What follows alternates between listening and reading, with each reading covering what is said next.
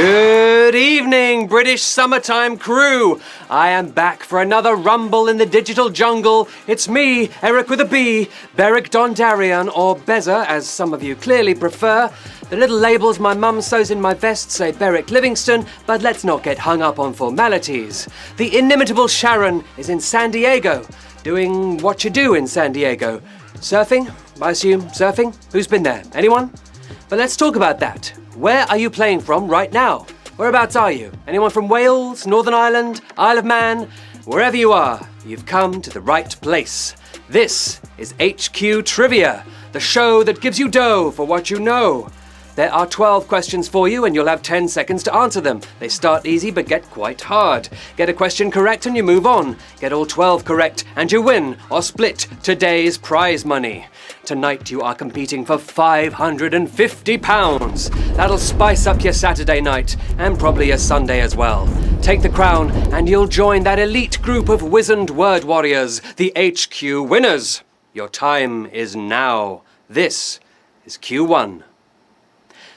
Which of these colours does not contain the letter E? White, black, red. An easy one to start with. I'm afraid not even Specsavers can save you if you got this one wrong. Arguably not even a colour in the first place, it's black. Black was the answer we are looking for.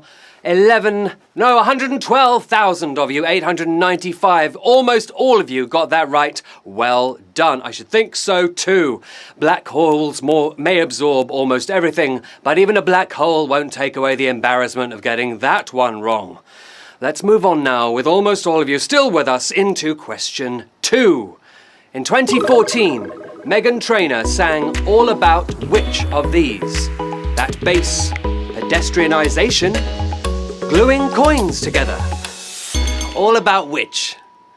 Well, there were no cars in the video, but it wasn't a statement against vehicles.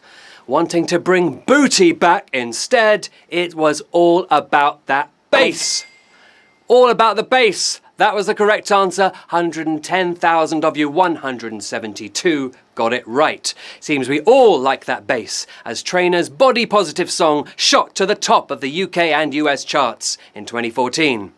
Couple of shout-outs. Hi to Darren and his wife, and Harry, Laura and Phoebe revising in Leeds. Plus, do not forget about the Sunday Roast Special tomorrow with Sharon and a delicious £8,000 prize. Get an extra life ready. Don't miss out. Okay, on to Q3. Which artist is recognised as one of the pioneers of Cubism? Tony Hart, Penny Crayon, Pablo Picasso. 3 of the greats. Which one is it? Penny's whole world may have existed inside a box, but cartoon graffiti was more her style. The master of messed up faces is Pablo Picasso. Of course it is. Picasso's the correct answer. 89,807 of you got it right. We lost about 20,000 of you. Sorry, goodbye. Cubism brought different views of a subject together in the same picture. That's what it was all about. Let's move on to question 4. The most famous version of the tabletop game Subbuteo is based on which sport? Horse racing, snooker, football. Big in the 70s and 80s, made a comeback a few years ago. What's it based on? Snooker's already played on a table, so we're looking for a different sport here. Finger flicking good, it's tabletop football. Ooh, how many of you knew that? Tabletop football, 68,601 of you. We lost 21,000 of you. Well, players flick little model footballers about to try and score goals, or at the very least to have an opponent's eye out. That was Subbuteo. On now to question 5. Which was the first movie in the UK to be rated 12? Die Hard, Edward Scissorhands, Batman. How is your movie trivia knowledge today? Die Hard, Edward Scissorhands or Batman? Which was a 12 first? Die Hard was out first, but it wouldn't have been seen dead in a 12 rating. Better at cutting crime than cutting hair, it's Batman. Batman, the correct answer there. How many of you got that right? Ooh, we lost quite a few of you there. That was pretty difficult. Just 23,082 of you left. Well done, you lot. Too dark for a PG, but not dark enough for a 15. The Kinda Dark Knight was a huge hit with its brand new teenage audience. If you're still with us, let's move on to question 6. Which of these celebrities has not published a cookbook? Coolio, Lily Allen, Pippa Middleton. Which has not published a cookbook? They're all doing it, it seems, but one of them has not done it, at least yet. We're always hunting for the ingredients of success, and where better to look than a celebrity cookbook? Keeping her secret sauce to herself, though, it's Lily Allen. Lily Allen is the answer I wanted. 9,000 of you knew it. Ooh, we keep losing 2/3 of the people at once. It's getting quite interesting, this game. Cooking with Coolio came out of the oven in 2009, while Pippa served up Heartfelt in 2016. On now to Q7. A little bit of music, a little bit of history. Who was British Prime Minister when Britain first won the Eurovision Song Contest? Ted Heath, Harold Macmillan, Harold Wilson. Cast your mind back. It's a long time since we won it, let alone the first time we won it. When was it and who was Prime Minister? Well, our future may be full of nul points, but we were rolling in Eurovision points back in 1967. Blatantly dancing along in number 10, it was Harold Wilson. Yes, Harold Wilson was the right answer. 3,954 of you got it. We're continuing this pattern of losing big chunks of you at a time. Oh, this game is having me on tenterhooks. He was a Labour legend turned lucky charm because Wilson was in power for 3 of our 5 Eurovision wins. Well done if you got that right. Let's go on to question 8. Which European city has been waiting for its new airport to open since 2011? Malaga, Berlin, Lisbon. Which one are we waiting for? We've all been on the rubbish end of a delayed flight, but this airport's been grounded for 7 years, bored senseless in its own half-built terminal. It's Berlin. Berlin. How many of you got that? Ooh, just 1,266 of you. We have eliminated nearly 3,000 of you in that round. From misremembered doors to corruption scandals, the excuses have been piling up in Berlin. Okay, on to question 9. Of these 3 countries, which does the OECD regard as the most obese? Australia, Italy, United Kingdom. Organisation for Economic Cooperation and Development. Which one is the most obese according to that organisation? It's the 3 countries that love to wine and dine, but whose health is taking the biggest hit?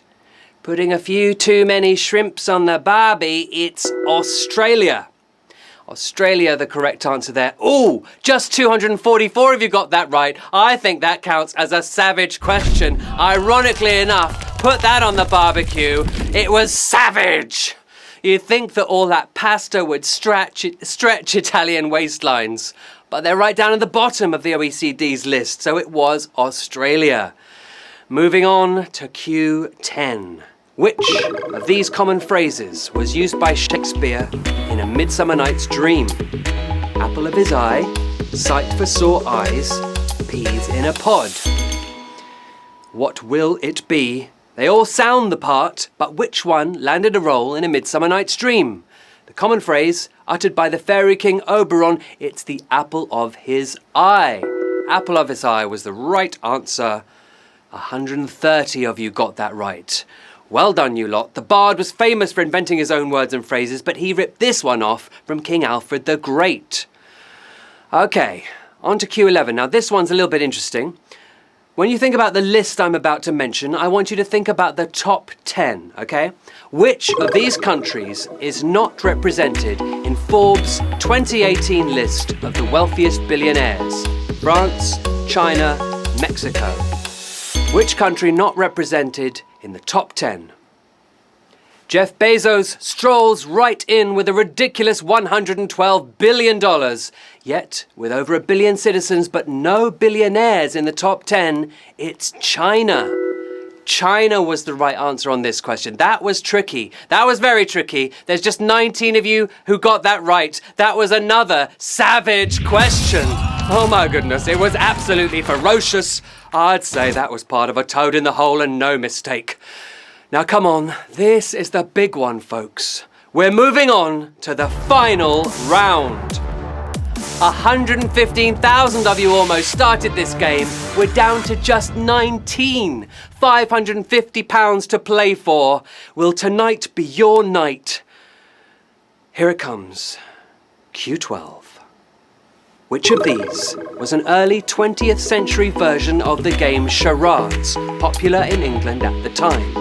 Pirandello, Pantalone, Macaroni. Will I give you a clue? No, I won't. It's the final cue.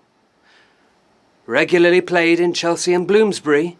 In the 1920s, this version had people acting out a personality instead of a title. The impressions may have been pants, but it wasn't called Pantalone. Sharing a name with one of Italy's greatest writers, it's Pirandello for the win. Pirandello the right answer, and we have 7 winners tonight.